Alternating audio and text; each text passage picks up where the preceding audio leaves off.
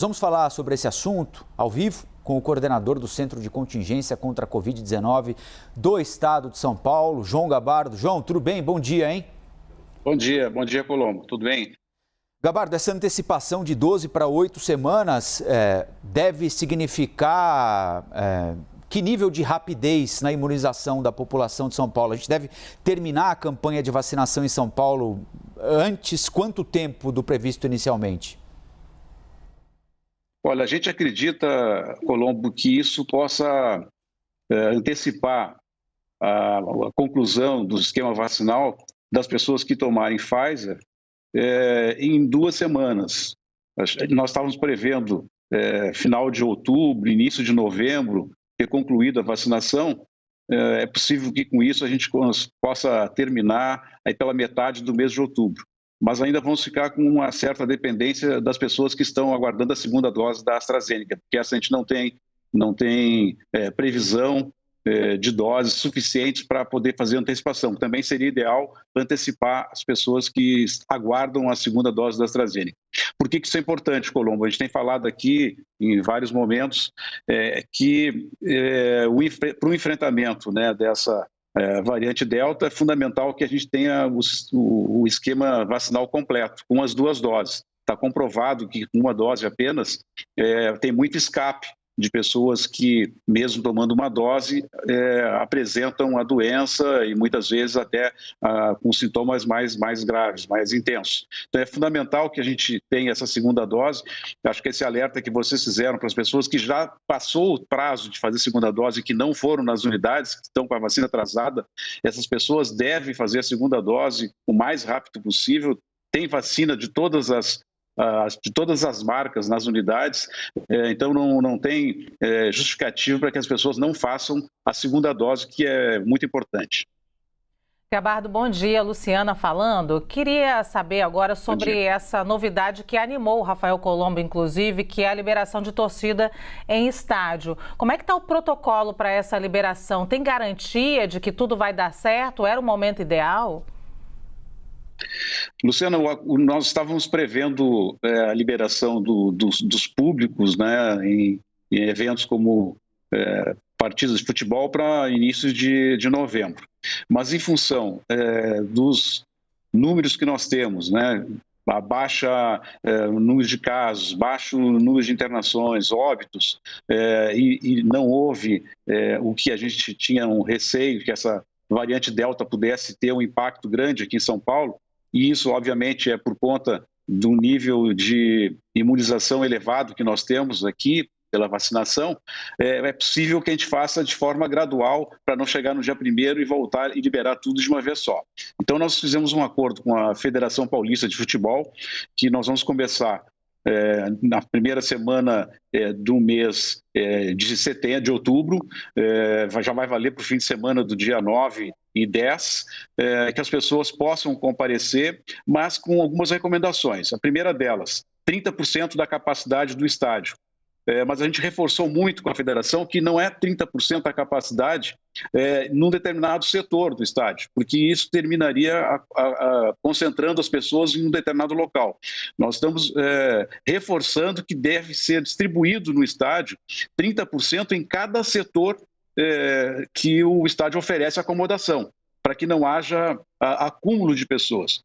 Bom, além dessa recomendação de 30% em cada setor, os ingressos serão comprados pelo aplicativo, pelo site da federação, e será exigido para a compra do ingresso a comprovação da vacina, das 2 doses da vacina, ou se for da Janssen, a dose única da vacina da Janssen, e para quem tomou apenas uma dose, seja de Coronavac, seja de AstraZeneca ou da Pfizer, haverá necessidade complementar de apresentar um teste, que pode ser o teste de PCR-RT ou o teste de pesquisa de antígeno. Então, desta forma, dando tudo certo no início do mês de outubro, aí pela metade do mês de outubro nós vamos ampliar para 50%, mantendo ainda essas mesmas recomendações que foram acordadas entre o Centro de Comitê Científico, a Secretaria de Saúde do Governo de São Paulo e com a Federação Paulista de Futebol.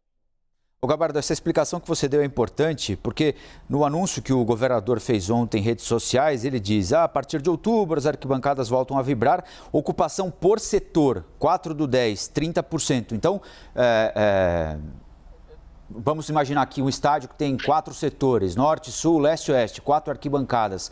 Não é 30% em cada uma delas, é 30% da capacidade total espalhada por esses 4 setores, é isso? Mas vai dar na mesma coisa, né, Colombo? Porque se colocar 30% de cada setor, também vai atender a recomendação, né? O importante é que a gente não coloque. O estádio tem acomodação para 50 mil pessoas no total. Então, nós vamos ter uma capacidade máxima de 15 mil. Essas 15 mil pessoas devem estar distribuídas no estádio de acordo com as acomodações de cada um dos setores. Isso é muito importante. E outro aspecto, a recomendação de que as pessoas, mesmo dentro do estádio, mantenham o uso das máscaras. Também faz parte do nosso acordo aí com a federação. Gabardo, a gente está acompanhando agora na CPI da pandemia um caso muito sério que acontece em São Paulo, que tem a ver com a Prevent Senior. Ainda agora, o ex-ministro Mandetta, ou recentemente ontem, divulgou um vídeo, você estava ao lado dele nesse vídeo, falando sobre alertas que ele já tinha dado em relação à Prevent Senior. Eu queria te ouvir um pouco sobre isso. O que você lembra dessa época e como o governo do estado está acompanhando esse caso e essa investigação do Ministério Público de São Paulo? Essas imagens, esse vídeo me trouxe muitas recordações, Luciana. Eu penso que se o governo tivesse acreditado um pouco mais na equipe que estava no Ministério da Saúde, tenho convicção de que a evolução da pandemia teria sido muito diferente no Brasil. Naquele momento, nós estávamos absolutamente no governo federal, no Ministério da Saúde, nós estávamos em sintonia com os governos estaduais, governos municipais. E esse tema da Prevent Senior tinha sido levado ao Ministério da Saúde por preocupações aqui do governo municipal, da capital de São Paulo, pelo governo do estado de São Paulo, e prontamente o Ministério da Saúde assumiu esse tema, dando recomendações, fazendo os alertas para que isso não continuasse ocorrendo, porque nós tínhamos um número de óbitos naquele hospital, na época, que era muito significativo, proporcionalmente ao número de óbitos que nós tínhamos na capital de São Paulo. Uma pena que, após essas recomendações, 2 semanas depois, o ministro foi exonerado e, logo adiante, toda a equipe do Ministério da Saúde saiu. Naquele momento, nossa recomendação era exatamente que as pessoas, os idosos, tivessem um cuidado muito especial. Nós tínhamos muita preocupação com os idosos, porque nós tínhamos visto o que tinha acontecido na Itália, nos países onde a população de maior idade tinham sofrido muito, o número de pessoas internadas nas UTIs e o número de óbitos era muito elevado.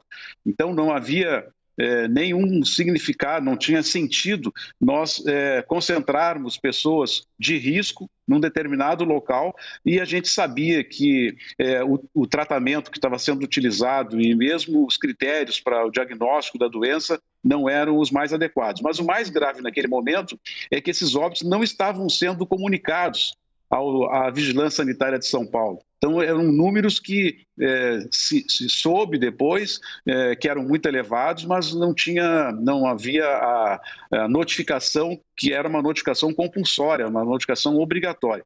É uma pena que isso tenha acontecido, porque o que a gente viu ontem no depoimento é extremamente alarmante, né, de tudo que pode ter acontecido e todas as maquiagens que foram feitas para que as estatísticas desse serviço pudessem ser melhores do que aqueles outros serviços que estavam tomando as medidas corretas que eram preconizadas pelos responsáveis pela área de saúde pública.